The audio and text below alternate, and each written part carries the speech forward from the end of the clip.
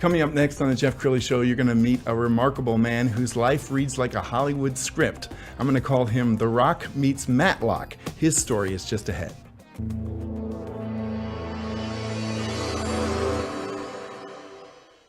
Many are predicting that the worst is yet to come, which is unfortunate, said one person here. Until now, they've enjoyed the reputation of being the nation's icebox. Watched a burglar in his home this morning by webcam. As a journalist of over 25 years, stories are what make my world turn. Reporting live from the Dallas newsroom tonight, Jeff Crilley, Fox 4 News. But in 2008, I took the jump from my familiar life and started a PR firm from my home. We're talking about anyone with a camcorder like the one I'm using becomes a television network. We started slowly growing the company, and we now have over 100 clients, and we've branched into the world of live digital broadcasting. I now own 8 different TV studios and have a huge team, and the stories that I now get to share are sometimes the most important of my life. Life has a funny way of coming around full circle. This is the Jeff Crilley Show. Well, I am fascinated by people's journey, especially in the entrepreneurial world. And I met this gentleman that you're going to meet here in a second at the Keller Chamber. He's the chairman of the board, and he started to tell me his story, and it truly is like a Hollywood script. Andrew Sternke, he's a private investigator, cybersecurity expert, and I teased that you're the Rock meets Matlock or Rockford Files. Yes. And it's true. You tell us your journey. Yeah, so I've got a pretty extensive past. Started off in the Marine Corps after a couple of years of college. Did that for a while. Was able to deploy to Iraq. Experienced all that. Decided that I wanted to try to serve society more, so I went to law school.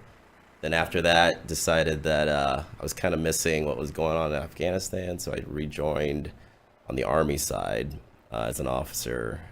Went the airborne ranger route, was able to deploy, and then after I got out, as many other veterans do, you kind of start searching for a purpose.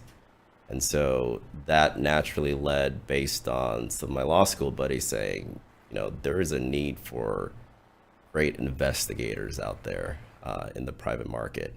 And so I looked into that, figured that, based on my legal education and my military experience, using all sorts of technology to track down high value targets or HVTs, my surveillance work with the Marine Scout Sniper Platoon, I decided that, hey, I could do this. And so I started a private investigations firm here in Texas, end of 2020.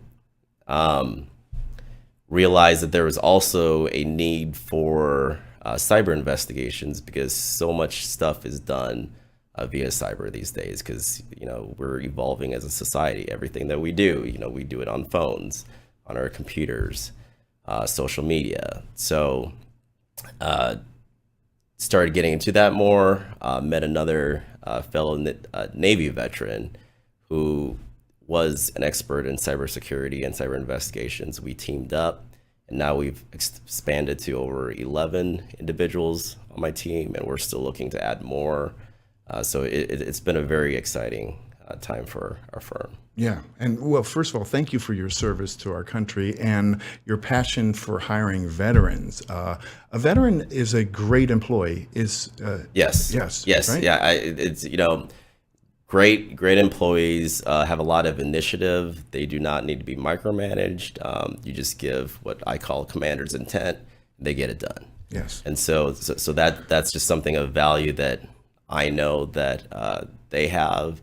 And I've always been a massive believer in collaboration with my team. Sure. The reason that I'm alive today is because I had a team that, looked out for me and vice versa. So you just, here in the professional world, I want to be able to do the same thing. Yeah, and combining that with your cybersecurity knowledge, I think is so valuable. Not to take anything away from your competitors, but there's a lot of people who, know their way around a computer, but they don't have that sense of investigative skills that you guys do. We've got some video that we're going to show you just of kind of generic hacking, but tell me about how you guys approach a project, especially when it comes to cybersecurity.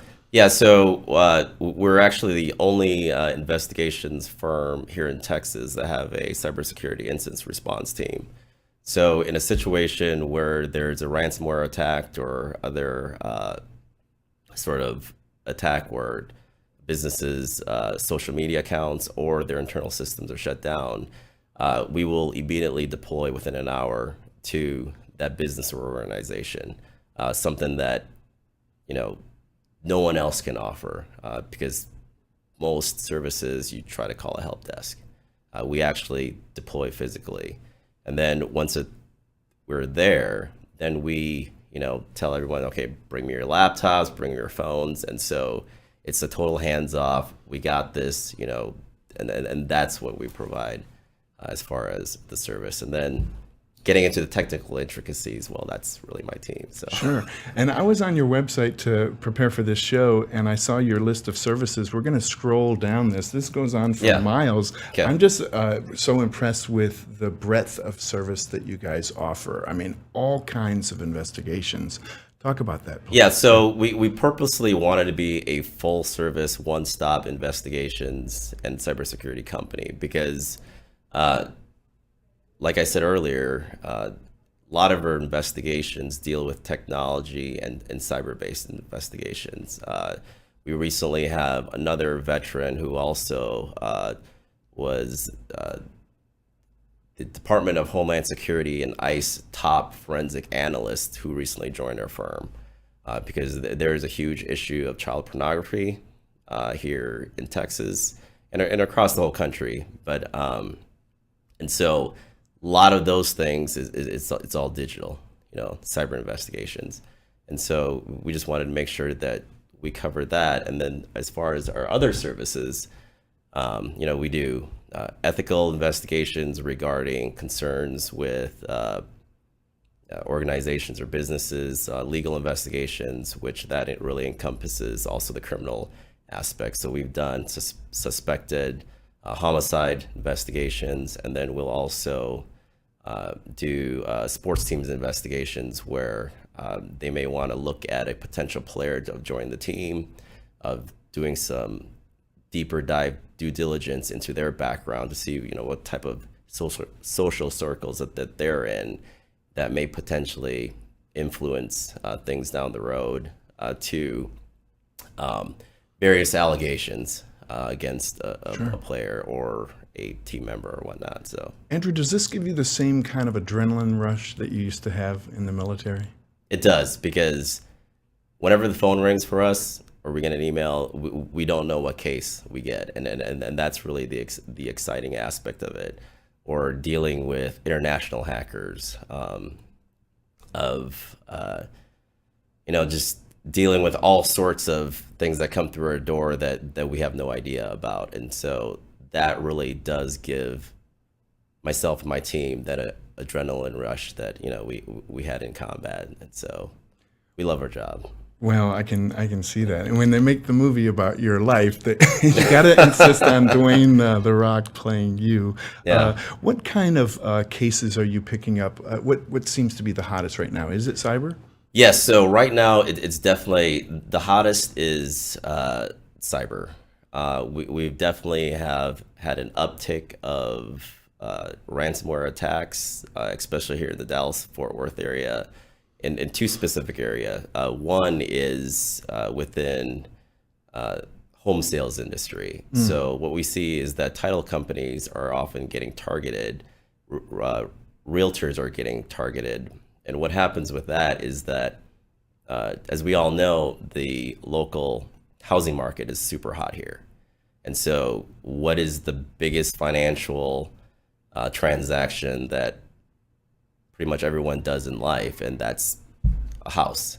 And so what we're seeing is these hackers coming in, infiltrating usually through realtors' emails or whatnot to get into the system as far as the communication system, and then just kind of sitting there and waiting to see when specific transactions happen, then imitate the title company and to contact the home buyer and say, send the money here, things like that. Sure.